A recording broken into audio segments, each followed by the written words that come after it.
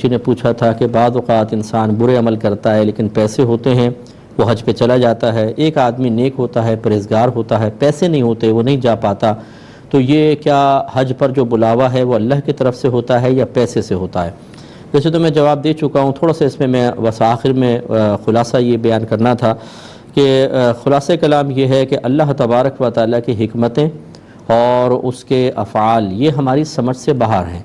وہ بڑی حکمت کے ساتھ تمام کام کر رہا ہوتا ہے اور اس کی حکمت تک ہماری نگاہ نہیں پہنچ پاتی۔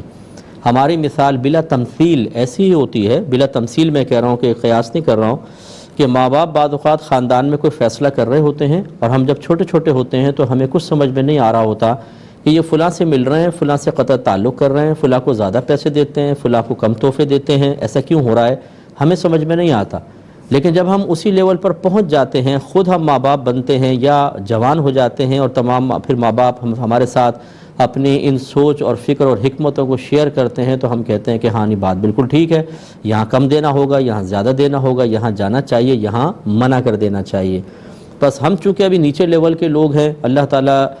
کی حکمت تک ہم پہنچ ہی نہیں سکتے ہیں، تو ہمیں چیزیں سمجھ میں نہیں آتی، ہم ہر چیز کو اپنی سوچ اور فکر کے مطابق دیکھ رہے ہوتے ہیں اور اس سے رزلٹ نکال رہے ہوتے ہیں، تو اس سے نتیجہ غلط نکلتا ہے۔ اگر اللہ تعالیٰ کی حکمت بالغہ ہمارے سامنے منکشف ہو جائے تو ہم شدید شرمندہ ہو جائیں۔ اللہ ہی بہتر جانتا ہے اسے کس نے بلانا ہے، اللہ ہی بہتر جانتا ہے کس کو روکنا ہے۔ بعض اوقات وہ ایک برے آدمی کو ایسے مقام پر جانے کا موقع دے دیتا ہے، لیکن یہ اللہ کی رحمت نہیں ہوتی، اللہ کا غضب ہوتا ہے کہ فرض کر لیں وہ حرام کماتا ہے، حرام سے حج کر رہا ہے، حرام سے عمرہ تو مقبول بھی نہیں ہوگا،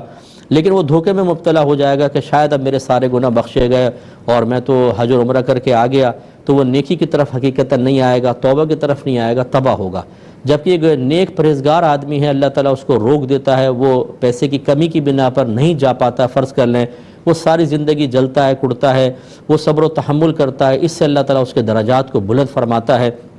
اور بروز قیامت وہ دیکھے گا کہ اس صبر و تحمل، اس احساس کمتری کی تکلیف کو برداشت کرنا اور اس پر پھر اللہ کی حمد بیان کرنا، اس کے اتنے بڑے بڑے انعامات ہوں گے جو وہ تصور بھی نہیں کر سکتا تھا، اور وہ اپنے شاید اعمال سے ان انعامات کو حاصل نہیں کر سکتا تھا، تو پھر وہ اللہ کی بارگاہ میں یہی کہے گا، اللہ تعالیٰ تیرا شکر ہے کہ تو نے مجھے دور رکھ کر اتنے انعامات عطا فرما دیے۔ جیسے میرے آقا صلی اللہ علیہ وسلم فرماتے ہیں کہ جب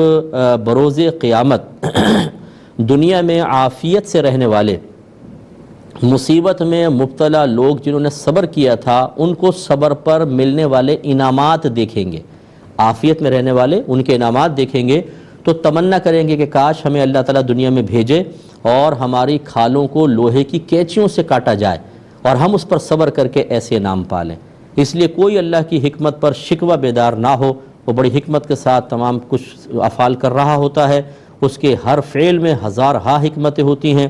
زبان اعتراض دراز کرنے کے بجائے سر تسلیم خم کر دیں اور ہم اپنے رب کی رضا پر راضی رہیں گے۔